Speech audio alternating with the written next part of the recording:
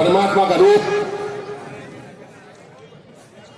मेरे पितातुल्य बुजुर्गों, युवा साथियों, बहुत ही अच्छी तादाद में यहां पर पहुंची मेरी माताओं, बहनों और छोटे बच्चों, 2 साल के कोरोना काल में मैं आप लोगों के बीच में बहुत ज्यादा नहीं रह सका। मुझे आप लोगों को बुलाकर अभिनंदन करना था, आपका स्वागत करना था और यहां तक कि एक दिन की दावत भी मुझे देनी थी, लेकिन परमात्मा की शायद मर्जी ऐसी थी कि उसका समय मुझे आज मिला है। जिस प्रकार का चुनाव आप लोगों ने इस पृथला विधानसभा से लड़ा, जैसा चुनाव आप लोगों ने लड़के दिखाया, शायद कोई बिरले ही व्यक्ति होंगे ऐसे जिनको ऐसा आशीर्वाद, प्यार और दुलार मिलता है। तो इसलिए मैं आपका अपना सर झुकाकर, आपका अपनी वाणी से, अपने शब्दों से मैं आपका तहे दिल से अभिनंदन और स्वागत करता हूं। हे पृथला विधानसभा के लोगों, तुम मेरे लिए परमात्मा का रूप हो। तुम लोगों ने मुझे जैसे व्यक्ति को जब मेरी नैया डूब रही थी तो आपने इसी ग्राउंड में केवल एक दिन के नोटिस पर एक ऐसा जुलूस दिखाया, एक ऐसा जलसा दिखाया कि शायद जो लोग मेरा नाम का बुरा चाहते थे, वो लोगों को अंदर मारने का आपने जो काम किया है, उसके लिए मैं और मेरा परिवार सदैव इस पूरी जिंदगी में मैं आपका ऋणी रहूंगा। हर समय आपका और आपके बच्चों का एक सेवादार बनकर, चौकीदार बनकर और पहरेदार बनकर मैं आपकी तन मन धन से हर प्रकार की सेवा आपके बीच में रहकर आपकी करता रहूंगा।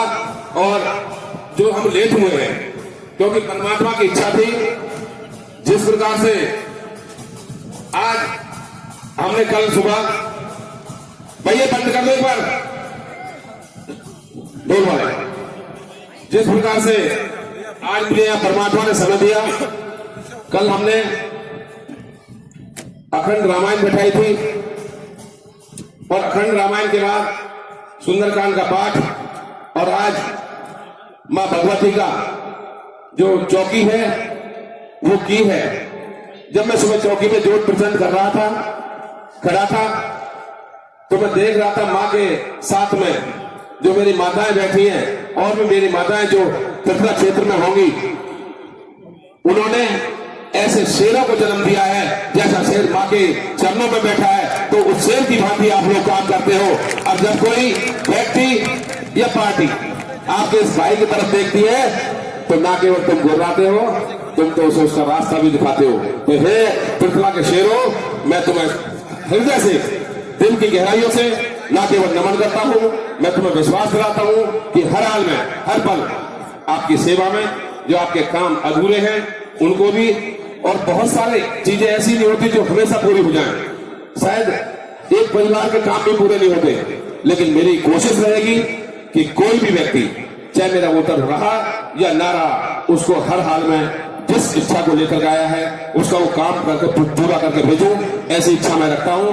आप लोगों ने यहां आकर के, क्योंकि अब हमारा जो समय है वो विकास के पथ पर आगे बढ़ने का है, और आप लोगों की मेहरबानी से मैं किस्मत वाला इसलिए तो हूं ही कि मुझे आपका अटूट प्रेम मिला है।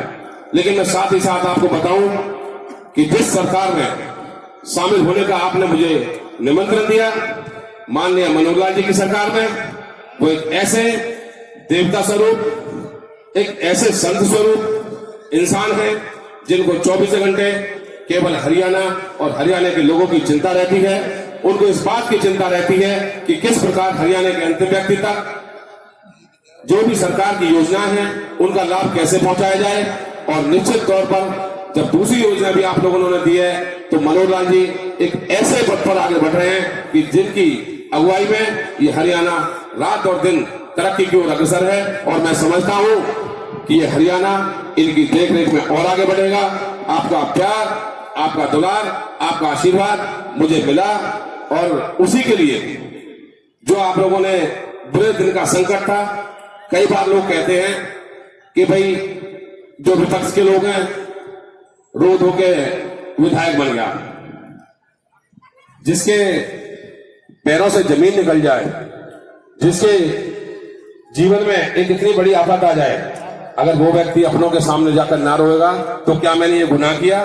मैं तुम्हारे सामने रोया तो किसके सामने? पाकिस्तान वालों के सामने रोता जाता है, बांग्लादेश वालों के सामने रोता। अरे पृथ्वी के लोग हैं, ये देवता स्वरूप लोग हैं, मुझे इनके साथ ही बैठना है, इनके साथ ही रहना है और इनके साथ ही जीना है, तो इनके साथ रहूंगा।